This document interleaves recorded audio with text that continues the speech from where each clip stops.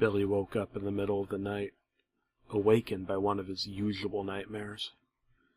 But this time they were worse. Instead of seeing them die, he was the one who killed them. Cold sweat rolled down his forehead. His eyes were wide open. It felt like he hadn't closed them in hours. The nightmare played in his head all over again, like someone just pressed the rewind button and played it again from the beginning. Billy's hands felt frozen like pitchforks, shaking, trying to get a grip onto something. His eyes just stared blankly at the blankets covering his legs, when the nightmare slowly faded in his mind. Then he raised his head slowly, and right in front of his bed, he saw a big, yellow Tyrannosaurus Rex wearing what seemed to be a pretty big but tight for its size sombrero. He was pretty small for a T-Rex, but still big nevertheless. His head touched the ceiling. He had his tail wrapped around him on the floor. It was too big for the room. Billy tried to scream, but suddenly something hit him in the head like a hammer. If the hammer was real, it would have blown Billy's head to bits. The image of his wall covered in blood, brains and bits of his head. It was already on his mind. The image stayed for a couple of seconds before his mind focused back on the dinosaur. A dinosaur Billy could swear he had met before. The dinosaur leaned forward. Billy could feel the dinosaur's warm breath on his face. Billy could now make out more details from the sombrero. It was made with light brown felt. It had a crimson and white floral pattern on the sides, and on the top was shiny gold-colored glitter on the white spots. The dinosaur stared at Billy for almost a full minute. Billy was surprised to find out that he was not only not afraid of the dinosaur, but he kind of felt safe around him. The dinosaur opened his mouth and spoke. Oddly enough, his mouth was not moving as he talked. It was like someone was inside the dinosaur and was talking from inside. "You okay, Danny?" asked the dinosaur with a deep voice, which oddly enough sounded more human than anything else. Danny nodded slowly, as he dragged his knees up to his chest and wrapped his arms around them, eyeing the dinosaur, hoping he was there to help. The dinosaur raised his head and then slowly looked at the digital clock sitting on Danny's nightstand. The clock shined the number 6:25 on its screen. The dinosaur turned his head to Danny and then spoke again. "Nightmares again? You should go back to sleep, Teddy." Teddy shook his head quickly as he unfolded his legs slowly and said, "I'm afraid of the nightmares." He said it in what sounded more like a whimper. The dinosaur looked around the room. His tail slammed against one of the nightstand's legs, knocking it over, but neither the boy or the dinosaur cared. Not even his parents sleeping next door noticed the sound. "What's your name?" Teddy asked as the dinosaur looked at the toys sitting on Teddy's shelf. The dinosaur stared blankly at a teddy bear on the shelf as he spoke. "Don't you remember my name? We used to be good friends, Steve." Steve blinked, not remembering being friends with any dinosaur. But that might explain why he felt that way with Jerry. Yes, Jerry. He remembered now. "It's Jerry, right?" Steve asked as he crawled to the other end of his bed slowly. The dinosaur looked over and nodded with a smile on his reptilian lips. He then turned around holding a teddy bear with the name Joshua on it. "This one is yours, right?" Jerry handed it over to Joshua, who hopped off the bed almost tripping over the dinosaur's tail. Once Joshua got back his balance, he nodded and took it, squeezing it in a hug. "Can we play a game?" Joshua smiled softly to him. The dinosaur returned the smile and nodded. They both sat on the ground and played with Joshua's toys. Joshua played as the teddy bear, and Jerry played as the man in the jacket with the knife in the right pocket. They both made jokes and laughed as they played. Then they played checkers. Joshua was the black ones, and Jerry the red ones.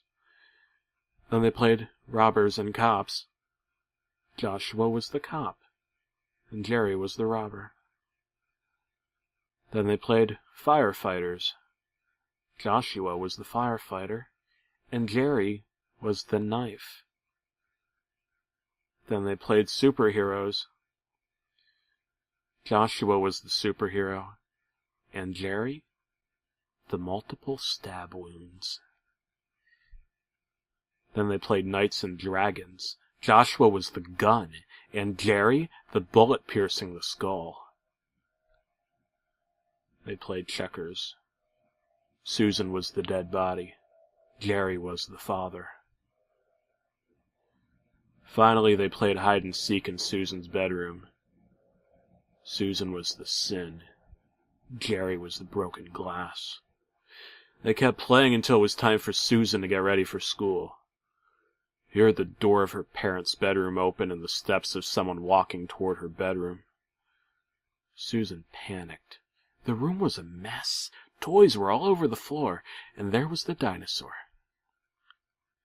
She quickly turned to the dinosaur, and he was gone. Billy's mother opened the door and frowned at the sight of all the toys lying on the floor. After a good scolding and some breakfast, Billy was ready for school. Billy stood in front of the entrance door, waiting for his mother to bring his favorite Donald Duck winter hat from his room. She quickly ran down the stairs with the hat in hand. She gave it to Billy as she opened the door. The bus was about to arrive at any moment, outside. The front lawn looked completely white due to all the snow covering it, except for a spot with yellow snow his father was trying to cover with more snow. "That asshole Lucas took a piss drunk on our lawn this morning again," the father said to his wife between growls of anger and tiredness. Billy was about to walk out when his mother got in his way. She dropped on her knees and gave Billy a little kiss on the cheek. "I'm sorry I scolded you, honey, but you can't mess your room like that."